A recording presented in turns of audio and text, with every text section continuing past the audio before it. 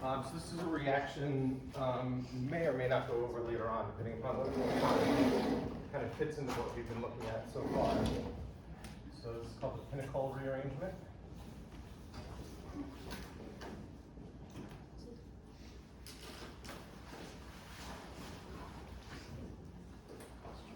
Starts out with referred to as a vicinal diol. This means that there are two alcohols, and those two alcohols are on adjacent atoms. Okay? And we end up with a ketone through a dehydration reaction.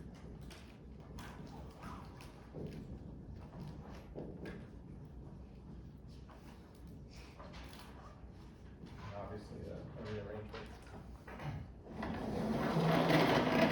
Right, so this is going to track somewhat closely to what we've been looking at so far in the dehydration of alcohols. Right? So we start off with this diol.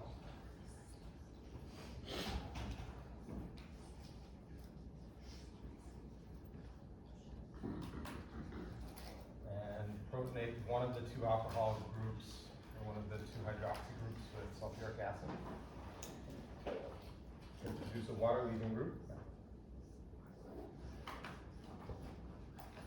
Which will leave, and in this case, produce a tertiary carbocation.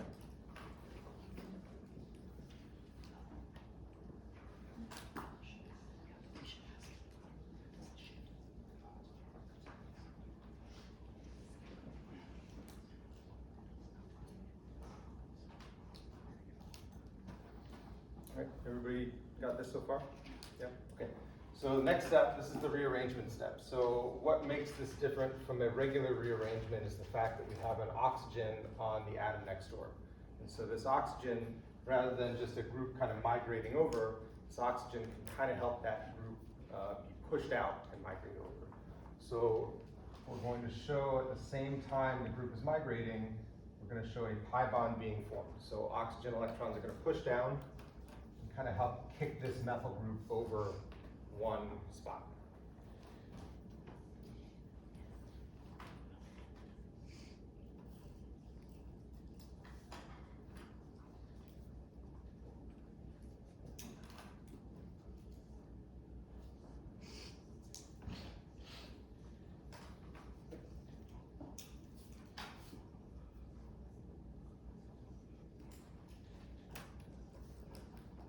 And then we can use another equivalent of an alcohol, right? If we just want to kind of move that proton into the next substrate to deprotonate the ketone, and then get us to the final product.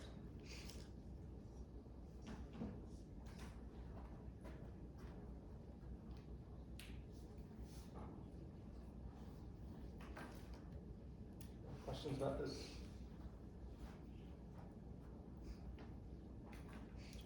Is this like specific to tertiary alcohol, like a tertiary diol, whatever?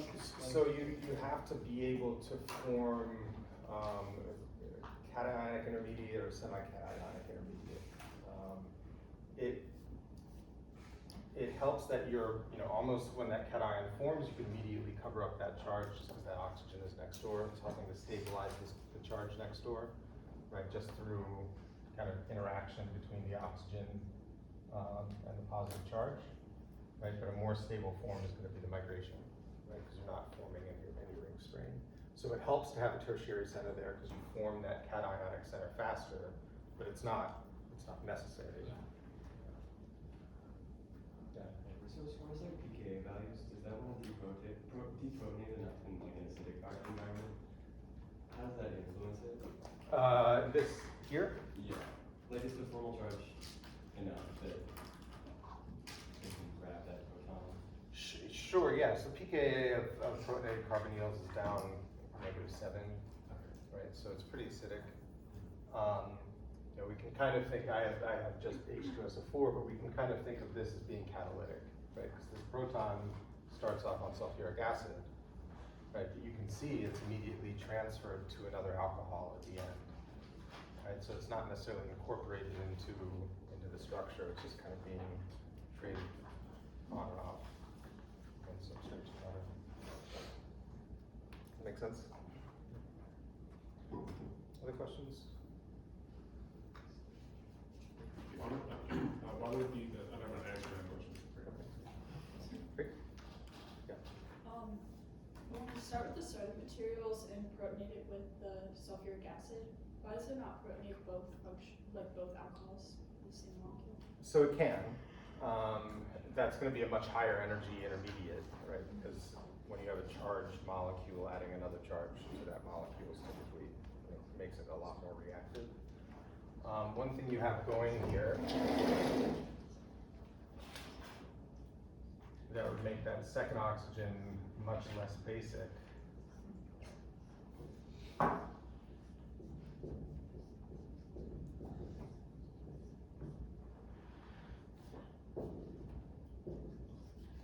You're going to have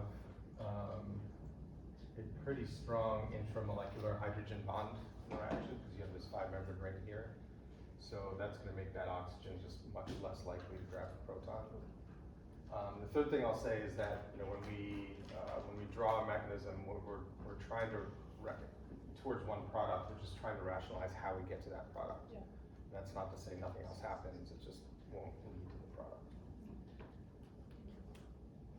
Good question though. Anything else before we move on? Okay.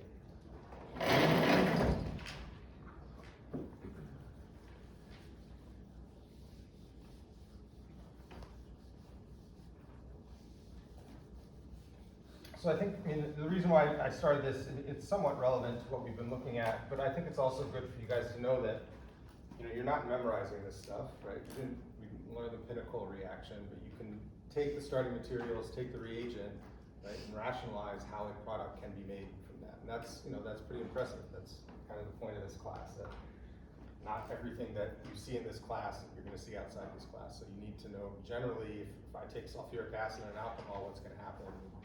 Those types of things. All right, so let's talk about addition chemistry, alkene addition chemistry. All right, so the other day we looked at acid-catalyzed hydration.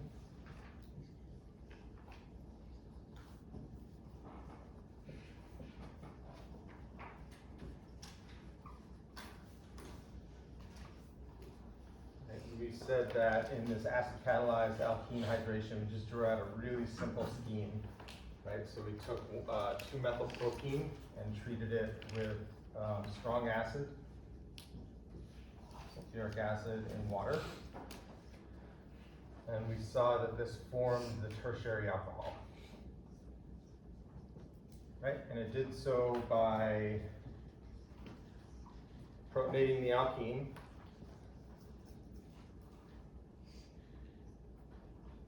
forming the more stable carbocation, tertiary carbocation intermediate. And then water can add to that intermediate. And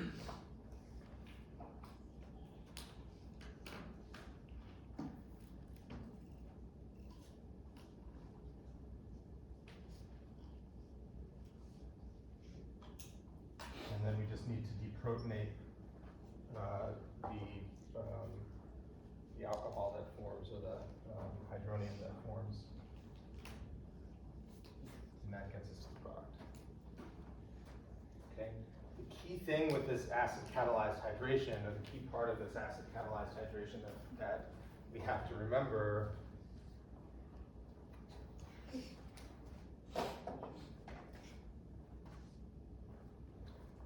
right, is that we're forming a carbocation intermediate.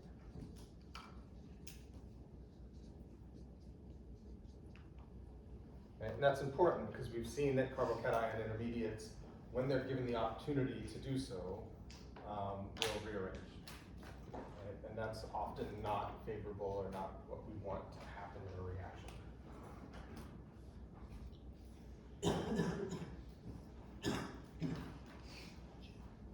Right, so for example, if we took this alkene as a starting material over here, and we wanted to try to do hydration where we're putting an alcohol group on this third carbon in the molecule, we treat with sulfuric acid and water, what's going to happen? What are we going to make?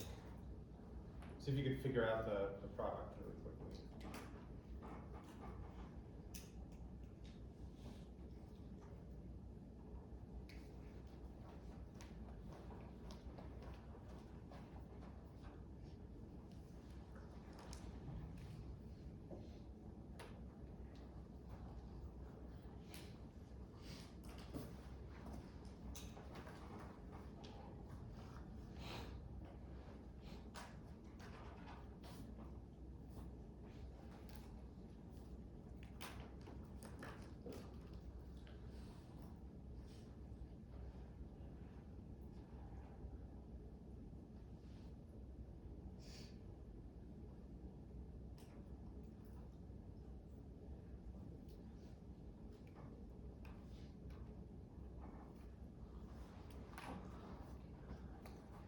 Once you figure out the product, see if there's more time, see if you can name it according to IUPAC nomenclature.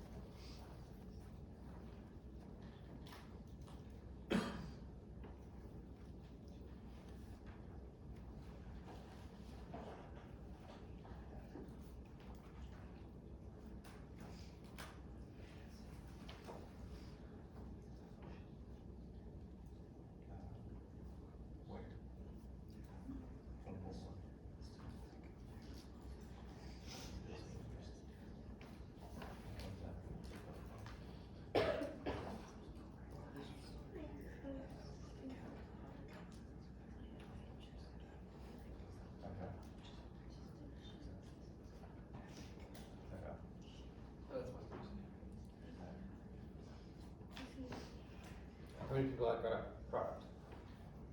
Okay. Anybody want to name it? 2,3-dimethyl-butyrol. Excellent. Yeah, 2,3-dimethyl butane 2-all.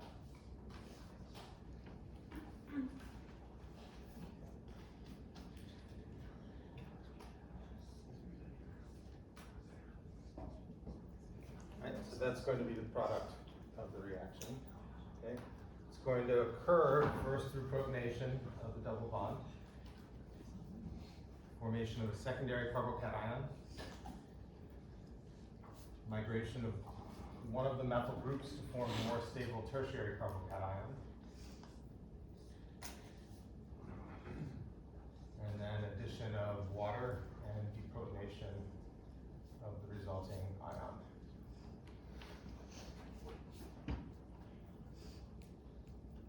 Right, so for acid-catalyzed hydration, it's really important that we are aware that because carbocations are involved, rearrangement is going to be possible. Not all the time, right? But in this case, when it's likely it's going to happen. Yeah. So why would the alkene grab the proton? Why would it not add, like at the very end, why would it add on the third carbon? Great question. So this gets to the regioselectivity that we kind of looked at the other day.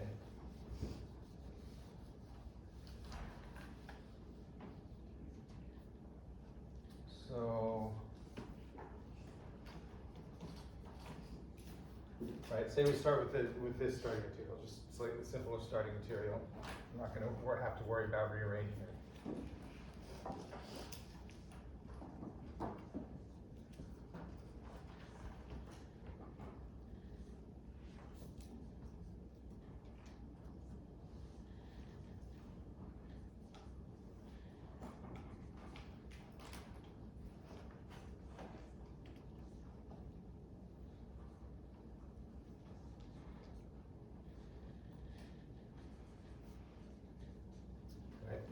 gonna result in the formation of two products, right? This is gonna be by far the major product, and here this is gonna be the minor product. You can see the major product, the oxygen adds to the tertiary carbon.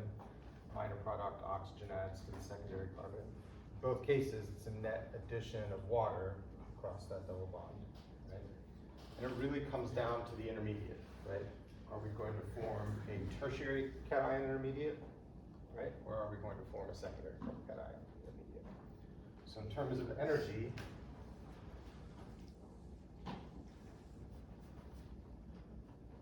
this is our starting material here. Our products are going to be approximately the same energy, whether it's a secondary alcohol or a tertiary alcohol, right?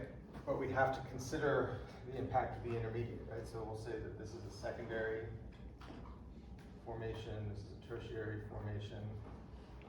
Right? Secondary carbocation is going to be higher in energy than the tertiary carbocation, right? And so transition state of that first step, formation of the carbocation, is going to be higher in energy than the second step.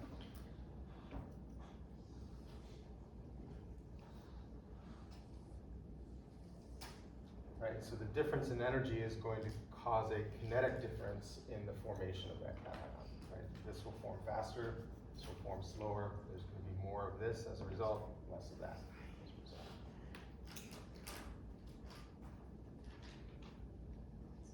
Make sense? Okay, so that's the other thing, right? With these reactions, they're regioselective for the more substituted alcohol, right? But they can undergo rearrangements. So let's write this down.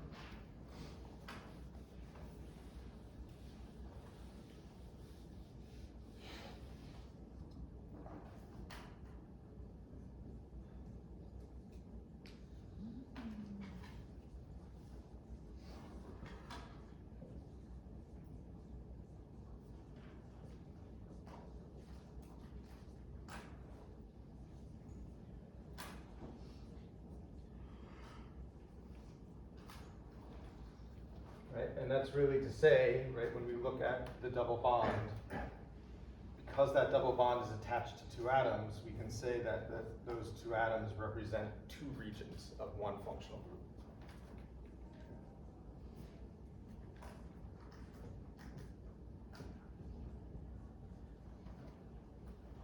And as a result, right, there are two regions. Proton can go on either the tertiary carbon or the secondary carbon, and the alcohol would go on whatever forms the carbocation. Questions about that? Let's look at stereoselectivity really quickly.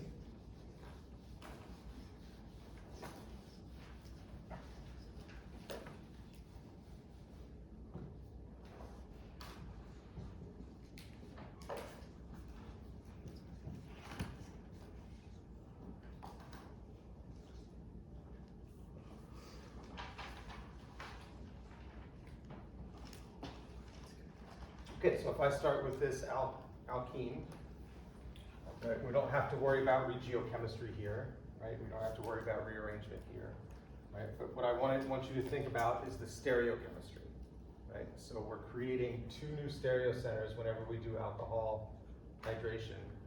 And I want you to think about the relative configuration of those two stereocenters. How many stereoisomers are we going to create? Okay. Take a minute. So you can figure it out.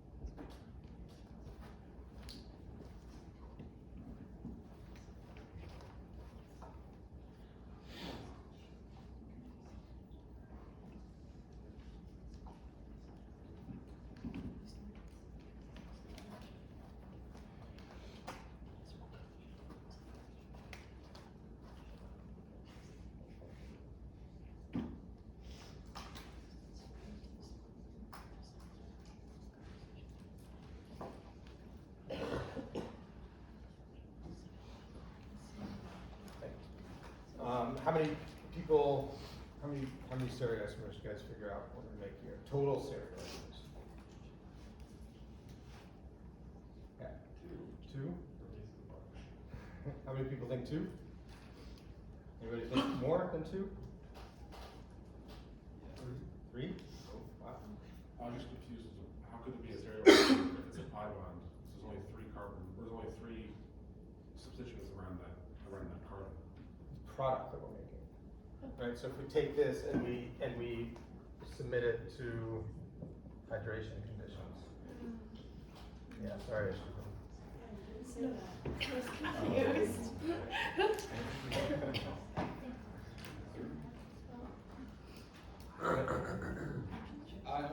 There's only the low numbers out. I had 8. 8? Oh, wow. I think it would be 4. 4? Yeah, we said 4. Yeah. So we're gonna make 2 stereo centers. Right? If we have 2 stereo centers, how many possible stereoisomers can we get from 2 stereo centers? 4. So we'll get 2 to the n, that'd be 4. How many will be diastereomers? 2. Right. Yeah, so that I would say that's the important part, right? In this case, it's diastereo selectivity, because we know that we're not going to be able to control which enantiomers we form without anything else that's chiral in the reaction. All right, so when I show the products, I'm just showing the relative stereochemistry here.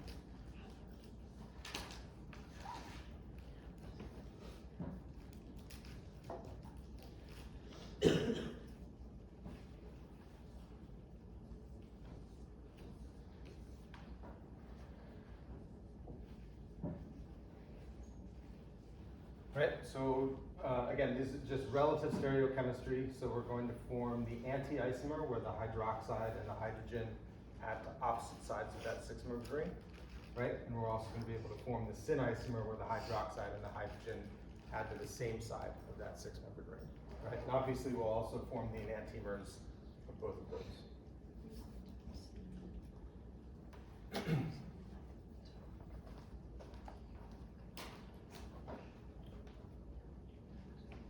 Right, so we have to think about how that happens or why that happens. Okay, and it helps to understand the mechanism, but also kind of the arrangement of these molecules or how these molecules are interacting in 3 dimensions in space. Right, so when we start with our 6-membered ring, okay, and this is kind of a planar view of that 6-membered ring, right? The pi bond is shown here, so I've tried to draw the pi electrons above and below the plane of that ring, right? Those are the nucleophilic electrons or the basic electrons. And so whenever the acid approaches, it's going to approach either from the top face of the ring or the bottom face of the ring, right? So we're going to get protonated, say up here. Pi electrons are going to flip up, grab that proton.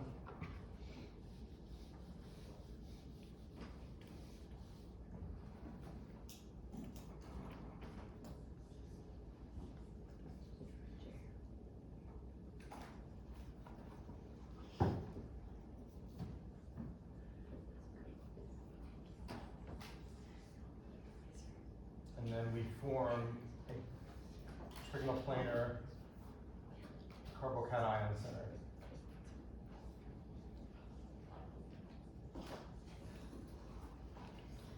Right, so no matter where that proton is, when the water adds, right, that water can add from either the front face, right, or it can come in from the back face. Right? And that's what's going to cause the formation of these 2 diastereomers. Right? And there's nothing to control that. So that this is not a stereoselective reaction.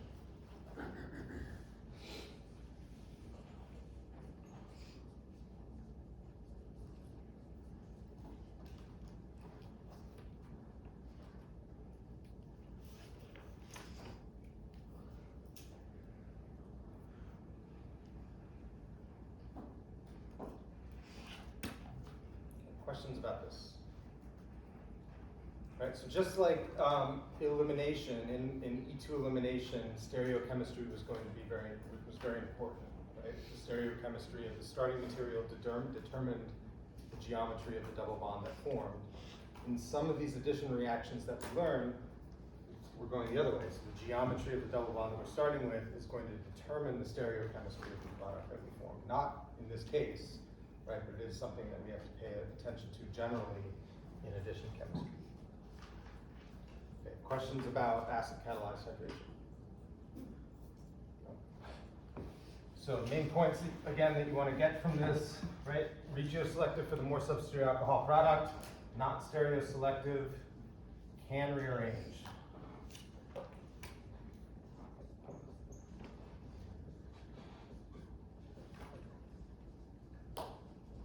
Right, so we have to be pretty selective in choice of starting material to get acid-catalyzed hydration to go the way that we want it to.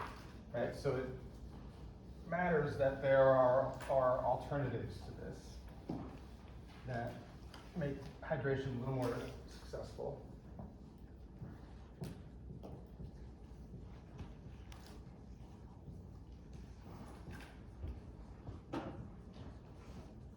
Right, one of them is called Oxymercuration-Reduction, right? So this is going to be in contrast to acid-catalyzed hydration.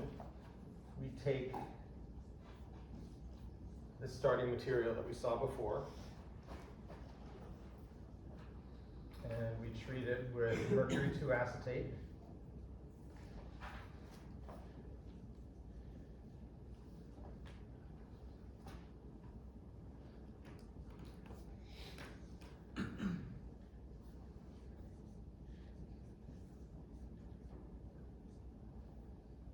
Right, and then we add in a second step, sodium borohydride.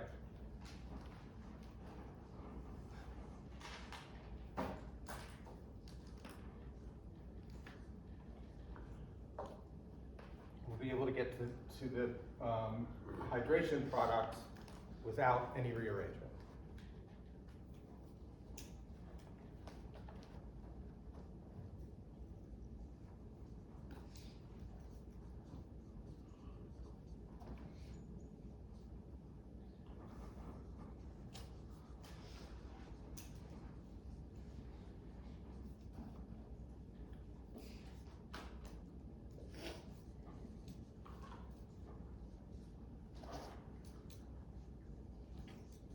Right, so this is going to be regioselective for the Markovnikov hydration product.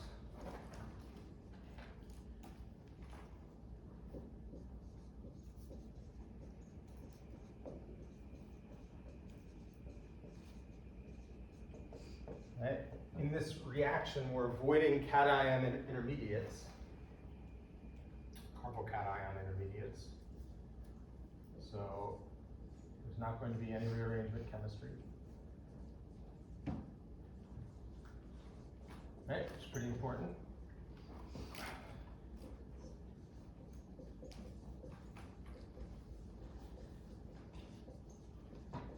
Right, and then just like the acid-catalyzed hydration, this too is not going to be a stereoselective reaction, right? So we're going to form a mixture of stereoisomers whenever there's an opportunity to do so.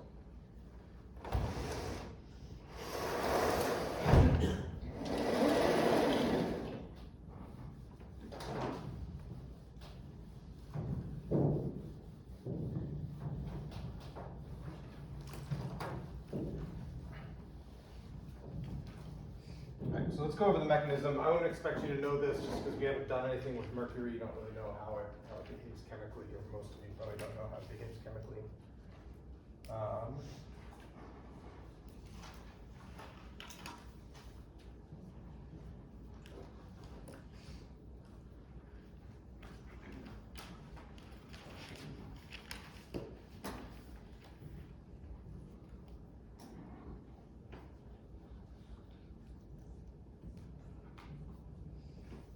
Right, so this is mercury 2 acetate. Right, so an acetate group is just, this is OAC, right? This is OAC.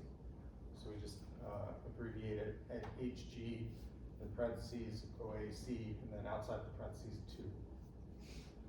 Right, what's gonna happen, the mercury 2 in this case is attached to oxygens. Mercury is a somewhat electropositive element, so it's going to be able to take electrons from the pi bond.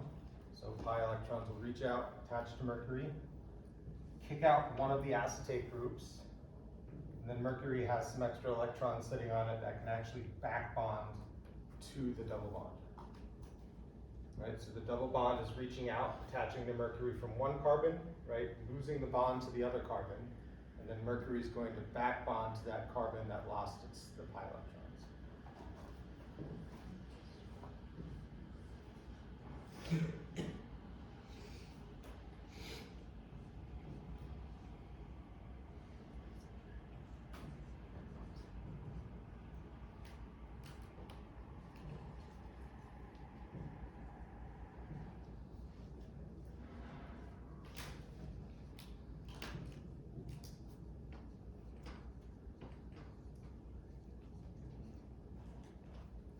Right, and that's going to form an intermediate called the mercuronium intermediate.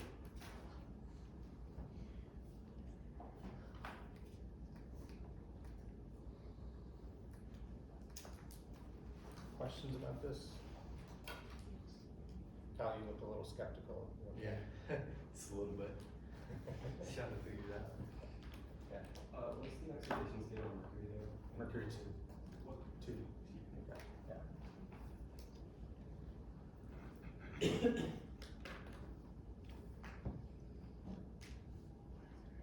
Okay. Once we have this mercuronium intermediate, we have to realize that these bonds between carbon and mercury, because mercury is positively charged, it's pulling on both of those electrons to get electron density back. So you can kind of think of this as the reactivity of this like the reactivity of an oxide, right? We have this 3-membered ring. We have bonds that are being kind of pulled towards mercury. But there's a big difference in that an epoxide carbon-oxygen bond is relatively short, and this mercuronium carbon-mercury bond is going to be really long, right? So we don't have to worry about steric hindrance, and we actually are going to have the nucleophile in this reaction, in this case water, right, which you can see is mixed with the mercury, adding to the more substituted carbon, right? Of these two bonds, the mercury can pull harder on the more substituted carbon because the charge is more able to form at that carbon, right? So water is going to add, pop open the mercury, remember ring.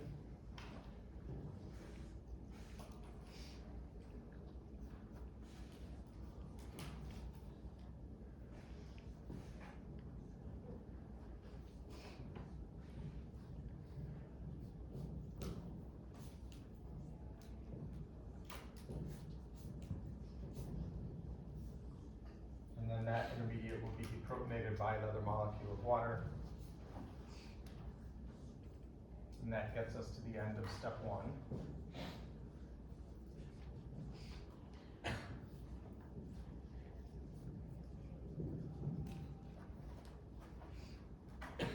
All right, so the molecule is going to sit like this until we add in our sodium borohydride. And then sodium borohydride is basically going to add a hydride to this carbon, right, and kick out the mercury. Don't need to know the mechanism for the second step, because it's a little more complicated than that.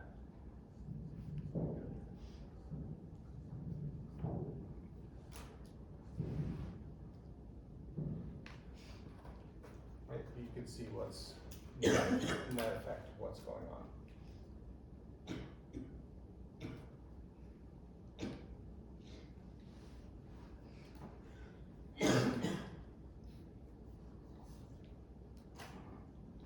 Questions about this?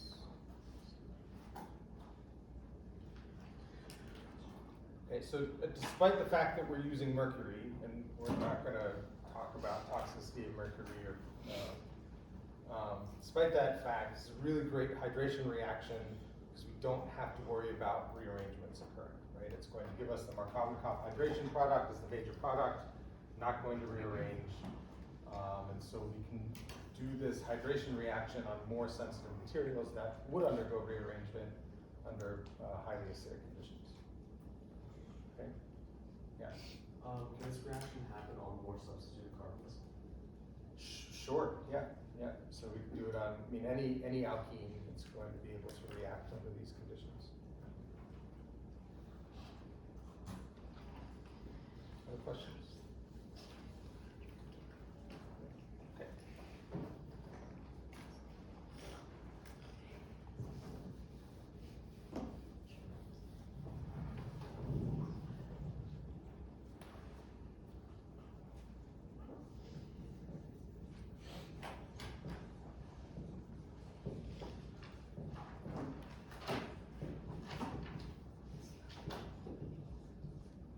Okay, third hydration reaction that we're going to learn is hydroboration-oxidation.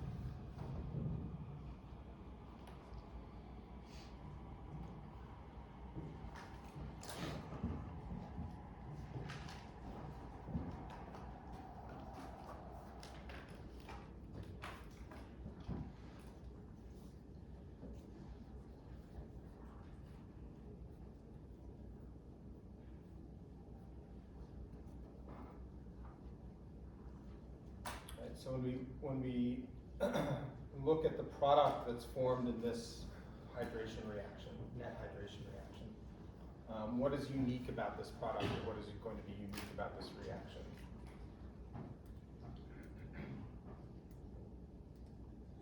Sarah?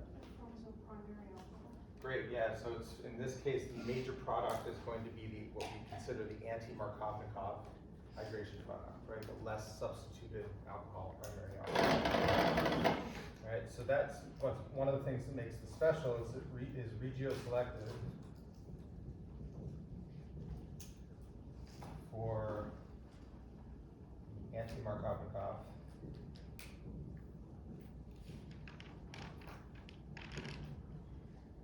hydration product.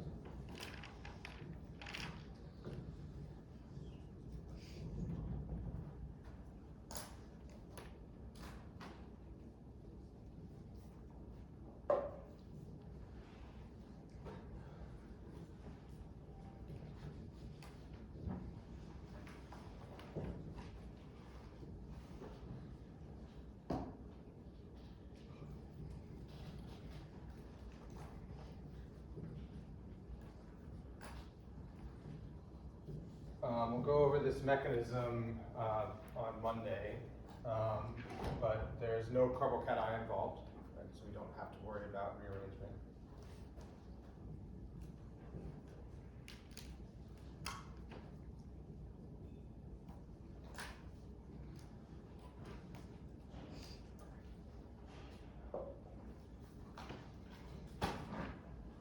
Right, and then the other thing that you need to know is that this is a stereoselective reaction, unlike the other hydration reactions. It's going to be stereoselective for syn addition, right? So the hydrogen and the hydroxy group are going to add up or end up on the same side of the double bond, right? That's not going to be something that we see in this specific reaction here, right? Because we can't form a stereo center on that primary carbon. But I'll show you an example on Monday when that stereoselectivity is presented. Right? Questions about this? Okay, so 3 types of hydration, really important to know because they all 3 do different things. Right? If you have a chance over the weekend, please start taking a look at the addition chapter, get a handle on the addition reactions. Yeah, so it's anti means that if the things that are being added are added to opposite sides of the bond.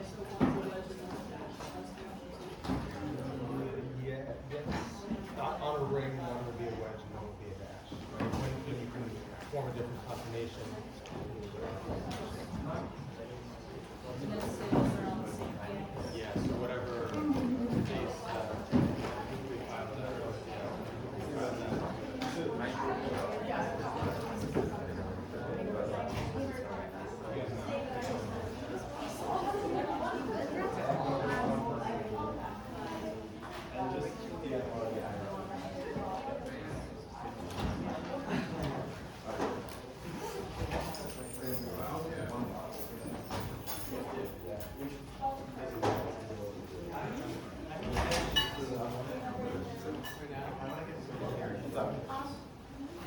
So I wanted to discuss some stuff for the lab report. Do you have any office? I know you don't have office hours, but will you be available sometime for the